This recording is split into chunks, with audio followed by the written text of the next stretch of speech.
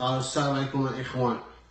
اول حاجه باش ما تقولوش هذا راه خايف ولا مدهشر، حتى باش تقراو لاكارت ديالي وباش تقراو الباسبور ديالي، ها هما هادو وديال ولادي، باش ما تقولوش هذا راه خايف. لاكارت ناسيونال هي تا فين كاينه بعدا، هي كاع بي اش 315869.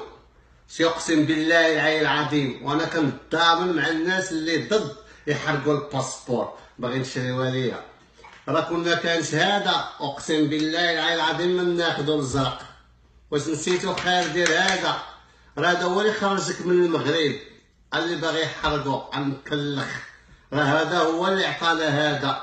واحد القضيه شي بلادنا زينه فيها كاع جميع المشاكل وفيها كاع داكشي اللي كتعرفو، ولكن راه باقي اقسم بالله بهاد 10 دراهم اقسم بالله باقي تاكل ساندويش وتطلع تنعس.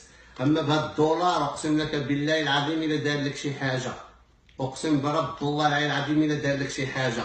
وثاني حاجه نزيدها لكم الاخوان، من المغرب كاع خايب.